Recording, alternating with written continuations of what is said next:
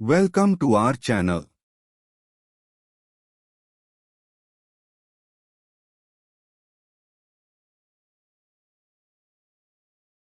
आप सबका स्वागत है दोस्तों। आशा करते हैं कि आप सब स्वस्थ होंगे और आज वापस आ गए हैं हम अपनी नई कहानी के साथ, जिसका शीर्षक है पहाड़ से मजबूत हौसला। पर्वतारोही अरुणिमा सिन्हा की कहानी। आइए आगे बढ़ते हैं और आपको कहानी सुनाते हैं।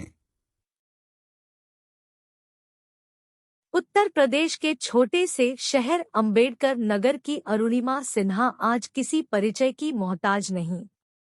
एक पैर नकली होने के बावजूद दुनिया की सबसे ऊंची पर्वत चोटी एवरेस्ट को फतह करने वाली विश्व की पहली महिला पर्वतारोही अरुणिमा परिस्थितियों को जीतकर उस मुकाम पर पहुंची है जहां उन्होंने खुद को नारी शक्ति के अद्वितीय उदाहरण के तौर पर पेश किया है।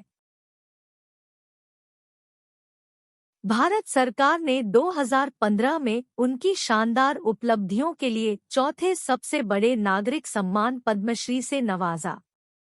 खुद प्रधानमंत्री नरेंद्र मोदी ने अरुणिमा की जीवनी born again in the mountain का लोकार्पण किया। अरुणिमा उस महिला का नाम है जिसने 4 साल पहले एक रेल दुर्घटना में अपना सब कुछ खो दिया था, लेकिन अपनी इच्छाशक्ति के दम पर जिसने खुद को संभाला और फिर से उसे या एक लिहाज से उससे बढ़कर हासिल कर लिया। राष्ट्रीय स्तर की वॉलीबॉल खिलाड़ी रही अरुणिमा के लिए बीते 4 साल का सफर मिश्रित भावनाओं से ओतप्रोत रहे हैं। 2011 में लखनऊ से दिल्ली आते वक्त लुटेरों ने अरुणिमा को रेलगाड़ी से नीचे फेंक दिया था। दूसरी पटरी पर आ रही रेलगाड़ी की चपेट में आने के कारण अरुणिमा का एक पैर कट गया था। इसके बाद अरुणिमा ने शासन और प्रशासन से तमाम लड़ाइयां लड़ी और अपना हक लेकर रही।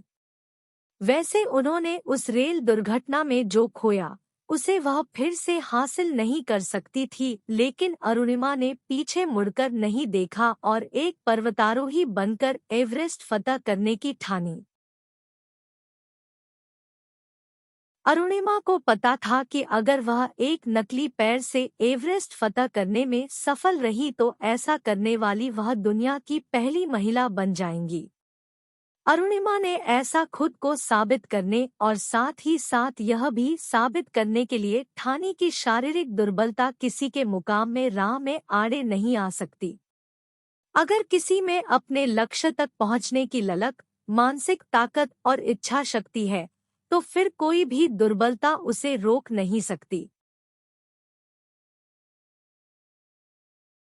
अरुणिमा कहती है, मैं बस इतना कहना चाहती हूँ कि परिस्थितियाँ बदलती रहती हैं, पर हमें अपने लक्ष्य से भटकता नहीं चाहिए बल्कि उनका सम्मान और सामना करना चाहिए। जब मैं हॉकी स्टिक लेकर खेलने जाती तो मोहल्ले के लोग मुझ पर हंसते थे, मेरा मजाक उड़ाते थे। हादसे के बाद मेरे जख्मों को कुरेदने वाले बहुत थे पर मरहम लगाने वाले बहुत कम। इतना कुछ होने के बाद मैंने अपने लक्ष्य को पाने के लिए पूरा जोर लगा दिया। अंततः मुझे सफलता मिली। ट्रेन हादसे में मैंने अपना पैर गंवा दिया था। अस्पताल में बिस्तर पर बस पड़ी रहती थी। परिवार के सदस्य मेरे अपने मुझे देखकर पूरा दिन रोते, हमें सहानुभूति की भावना से अबला व बेचारी कहकर संबोधित करते। यह मुझे मंजूर न था, पर मुझे जीना था, कुछ करना था। मैंने मन ही मन कुछ अलग करने की ठानी जो औरों के लिए एक मिसाल बने। अरुणिमा कहती है कि कटा पांव उनकी कमजोरी था, लेकिन उन्होंने उसे अपनी ताकत बनाई। रेल दुर्घटना और उसके बाद के तमाम घटनाक्रम ने से अरुणिमा की आंखों से आंसू निकले, लेकिन उन आंसुओं ने उन्हें कमजोर करने के बजाय साहस प्रदान किया और देखते ही देखते अरुणिमा ने दुनिया के सबसे ऊंचे शिखर माउंट एवरेस्ट पर चढ़ने की ठान ली। अरुणिमा कहती है, एम्स से छुट्टी मिलने के बाद दिल्ली की एक संस्था ने मुझे नकली पैर प्रदान किए। इसके बाद मैं नहीं रुकी। ट्रेन पकड़ी और सीधे जमशेदपुर पहुंच गई। वहां मैंने एवरेस्ट फतह कर चुकी बछंद्री पाल से मुलाकात की। पाल ने मुझे अपनी शिष्या बनाने का फैसला किया। फिर तो मानो मुझे पर लग गए। उसके बाद मुझे लगने लगा कि अब मेरा सपना पूरा हो जाएगा। पाल की देखरेख में प्रशिक्षण पूरा करने के बाद 31 मार्च को अरुणिमा का मिशन एवरेस्ट शुरू हुआ।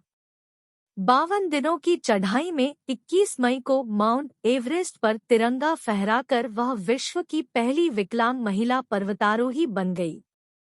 अरुणिमा कहती है, विकलांगता व्यक्ति की सोच में होती है। हर किसी के जीवन में पहाड़ से ऊंची कठिनाइयां आती है। जिस दिन वह अपनी कमजोरियों को ताकत बनाना शुरू करेगा, हर ऊंचाई बौनी हो जाएगी। मैं एवरेस्ट की चोटी पर चढ़कर खूब रोई थी, लेकिन मेरे आंसुओं के अधिकांश अंश खुशी के थे। दुख को मैंने पीछे छोड़ दिया था और दुनिया की सबसे ऊंची चोटी से जिंदगी को नए अंदाज से देख रही थी। Thanks for watching. Do like, share and subscribe to our channel and also follow our social media accounts. Links for social media accounts are pinned in description.